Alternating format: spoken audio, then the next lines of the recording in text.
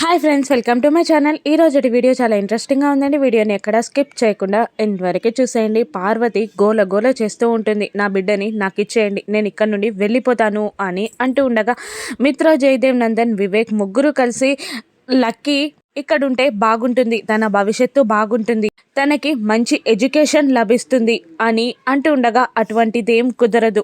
అప్పుడంటే నేను ఏమీ లేకుండా బాధపడ్డాను. ఇప్పుడు నాకు జాబ్ ఉంది, ఇల్లుంది అండ్ నా బిడ్డకి నేను ఆ మాత్రం తిండి పెట్టి చదువు చెప్పించలేననుకుంటున్నారా అని పార్వతి రివర్స్ అవుతుంది. ఇక పార్వతి మాటలకి మిత్ర, జయదేవ్, నందన్, వివేక్ కంగారు పడుతూ ఉండగా ముందు నా బిడ్డని నాకు అప్పగించండి, నేను ఇక్కడ నుండి వెళ్ళిపోతాను అని పార్వతి ఖచ్చితంగా మాట్లాడడంతో లక్ష్మి కుదరదు, లక్కీని నీతో పంపించడం కుదరదు అని అనగానే ఎందుకు, నా బిడ్డని నాకు కూడా ఇవ్వరా అని పార్వతి లక్ష్మికి ఎదురు తిరుగుతూ ఉండగా ఇక లక్ష్మి 8 ఏళ్ళు ఏం చేశారు, 8 ఏళ్ల నుండి రాని మీరు ఇప్పుడే ఎందుకు వచ్చి ఇలా నిలదీస్తున్నారు, అయినా మీరే లక్కీ మదర్ అనడానికి మీ దగ్గర సాక్ష్యమేది అని లక్ష్మి రివర్స్లో పార్వతిని క్వశ్చన్ చేస్తుండగా ఆమె కంగారు పడుతూ కోపంతో రగిలిపోతుండగా జయదేవ్, నందన్ లక్ష్మిని ఆపుతూ ఆగమ్మ లక్ష్మి ఆగు అని అంటూ మళ్ళీ పార్వతిని బ్రతిమిలాడడానికి ట్రై చేస్తూ ఉంటారు.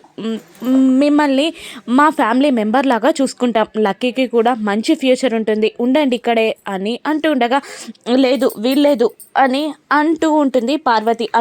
అటువంటప్పుడు లక్కీని మీతో పంపించడం కూడా వీలు పడదు అని లక్ష్మి తెగేసి చెప్పేయడంతో మిత్ర భయపడి ఇప్పుడే ఎక్కడ లక్కీని తీసుకెళ్ళిపోతుందో అని ఆగండి ప్లీజ్ అని 2 చేతులెత్తి దండం పెడుతూ ఒక 3 రోజులు టైం ఇవ్వండి, పాపకి కూడా అలవాటు పడాలి కదా, 3 రోజులైనా ఇక్కడే ఉండండి అని అంటూ ఉంటాడు మిత్ర పార్వతిని. ఇక జయదేవ్, నందన్ మళ్ళీ ఆ పార్వతిని నా కొడుకుని మనిషిని చేసింది మా లక్కీయే, లక్ష్మి ఈ ఇంటికి లక్ష్మి కళని తీసుకొస్తే నా కొడుకును బ్రతికించింది లక్కీయే, కాబట్టి తనని దూరం చేసుకుంటే నా కొడుకు బ్రతకలేడు, ఒక్కసారైనా ఆలోచించి 3 రోజులు ఇక్కడే ఉండండి అని జయదేవ్, నందన్ మళ్ళీ బ్రతిమిలాడుతుండగా 3 రోజులు కాదు కదా 3 గంటలు కూడా ఉండను అని తేల్చి చెప్పేస్తుంది పార్వతి. ఇక లక్ష్మి అలా అగితే మీరు అలా మాట్లాడితే లక్కీని కూడా మీతో పంపించడం కుదరదు, మీ దగ్గర తనే మీ కూతురు అనడానికి కూడా సాక్ష్యం లేదు, ఇన్నాళ్ళు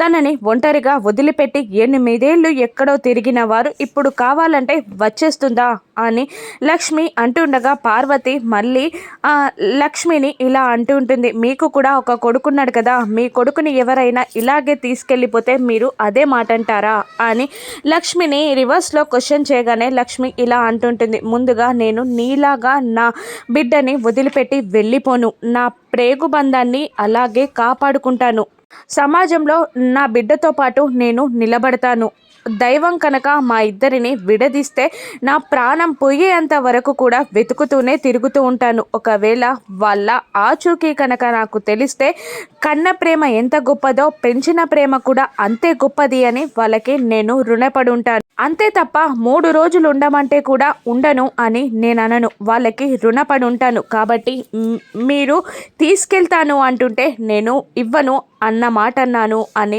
లక్ష్మి పార్వతికి గట్టిగా వార్నింగ్ ఇవ్వగానే ఆ వార్నింగ్కి భయపడిన దేవయాని మనీషాతో తెగే వరకు లాగకు, ఉండమని చెప్పు అని దేవయాని మనీషాతో అంటుండగా మనీషా పార్వతికి కళ్ళతో సైగ చేయడంతో సరే మీరు ఇంటలా అంటున్నారు కాబట్టి 3 రోజులు ఉంటాను, ఆ తర్వాత 3 క్షణాలు కూడా ఉండను అనగానే జయదేవ్, నందన్ దేవయానితో తనకి గెస్ట్ రూమ్ చూపించు అనగానే పార్వతిని తీసుకొని మనీషా దేవయాని రూమ్లోకి వెళ్తారు. ఇక లక్ష్మి క్వశ్చన్స్కి భయపడిన పార్వతి అమ్మో ఆవిడేంటండి, ఎవరావిడ, హైకోర్టు జడ్జిలాగా నన్ను ఇంతలా భయపెట్టేసింది అని అంటుండగా ఆ కూతురు ఆవిడదే కాబట్టి అనగా షాక్ అవుతుంది పార్వతి, నిజంగానా అని అంటూ ఉండగానే అవును, ఆవిడకి ఆ విషయం తెలియకే ఇలా ఉంది, ఆవిడకి ఆ విషయం తెలిస్తేనా మిత్ర ఇక్కడే దాన్ని ఉంచేస్తాడు అని నిజాన్ని చెప్పేస్తుంది మనీషా పార్వతికి. పాపం ఆయనను చూస్తే నాకు పాపం అనిపిస్తుంది, మీకు అనిపించట్లేదా అని అంటుండగా, అనిపించింది.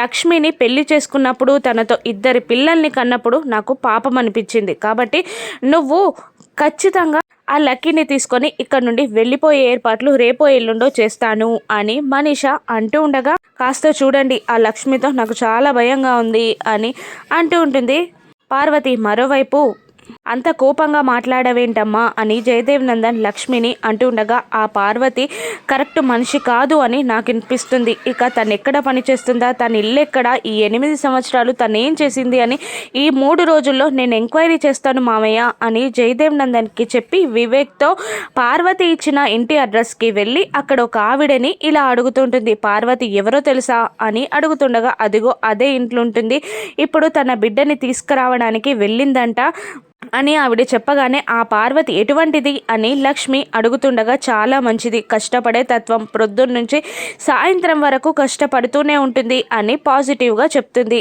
ఇక తను వర్క్ చేసే అడ్రస్ ఏంటి అని లక్ష్మి అడగ్గా ఒక షాప్ అడ్రస్ని చెప్తుంది ఆవిడ. ఇక లక్ష్మి వెళ్ళిపోగానే సరియుతో ఫోన్లో మాట్లాడుతుంది ఆవిడ.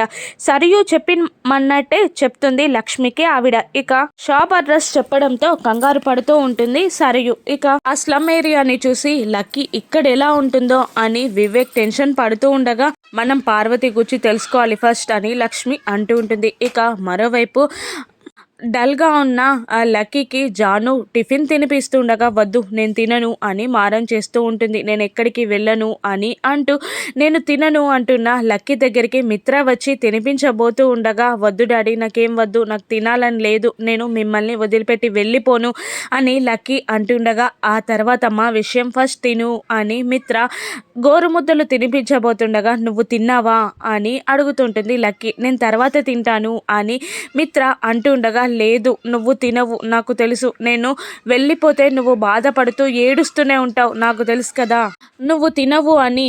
ప్లీజ్ డాడీ నేను వెళ్ళను, నీ దగ్గరే ఉంటాను అని లక్కీ అంటున్న మాటలకి లక్కీకి తనపై ఉన్న ప్రేమకి ఏమీ మాట్లాడలేక కన్నీళ్లతో మిత్ర అక్కడి నుండి వెళ్ళిపోతాడు. ఇక మిత్ర డల్గా ఉండడం జయదేవ్ నందన్ చూసి, ఏం కాదు లక్ష్మి సాల్వ్ చేస్తుంది అని ధైర్యం చెప్తుండగా, లక్ష్మి కాదు మనీషా సాల్వ్ చేస్తుంది, మనీషా లక్కీని నా దగ్గరే ఉంచుతానని ప్రామిస్ చేసింది అని అంటూ మిత్ర మనీషా దగ్గరికి బయలుదేరగా, అప్పటికే మనీషా సరయుతో ఫోన్లో మాట్లాడుతూ ఉంటుంది లక్ష్మి ఎంక్వైరీ కూర్చి. ఇక లక్ష్మి షాప్లో ఎంక్వైరీ చేస్తుందన్న విషయం చెప్పగానే జాగ్రత్తగా ఉండు అని మనీషా అంటూ ఉంటుంది.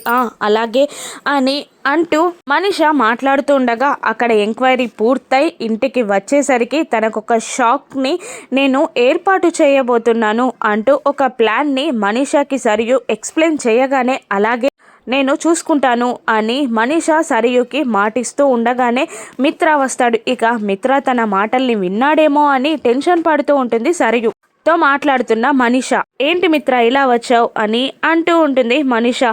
నాకు లక్కీని ఇస్తానని పార్వతిని మాట్లాడతానని అన్నావు కదా, ప్లీజ్ ఏదో ఒకటి చేసి నాకు లక్కీని ఇవ్వవా అని దీనంగా మిత్ర వేడుకుంటూ ఉండగా, ఇక మనీషా ఆ పార్వతి కాళ్ళు పట్టుకొనైనా నీకు లక్కీని అప్పచెప్తాను మిత్ర, నువ్వు ధైర్యంగా ఉండు అని అంటూ కళ్ళబొల్లి మాటలు చెప్పగానే మిత్ర నమ్మి వెళ్ళిపోతాడు. ఏంటి నిజంగానే లక్కీని మిత్రకి ఇచ్చేస్తావా అని అడుగుతుండగా, ఎలా ఇస్తాను, లక్కీ వెళ్ళిపోవాలి, మిత్ర కృంగిపోవాలి, అప్పుడే కదా నా దారిలోకి వచ్చేది అని మనీషా అంటుండగా, మరి మిత్రకిచ్చిన మాట అని దేవయ్యని అడుగుతుండగా, అది గాలి మాటే ఆంటీ అని అంటూ ఉంటుంది మనీషా. ఇక లక్ష్మి పార్వతి గూర్చి ఏం తెలుసుకోనుంది, ఏడుస్తున్న మిత్రని ఎలా కన్సోల్ చేస్తుంది, ఇంటికి వచ్చిన లక్ష్మికి మనీషా సరియు కలిసి ఇచ్చే షాక్ ఏంటి, రాను ఎపిసోడ్స్లో చూద్దాం. Thank you for watching.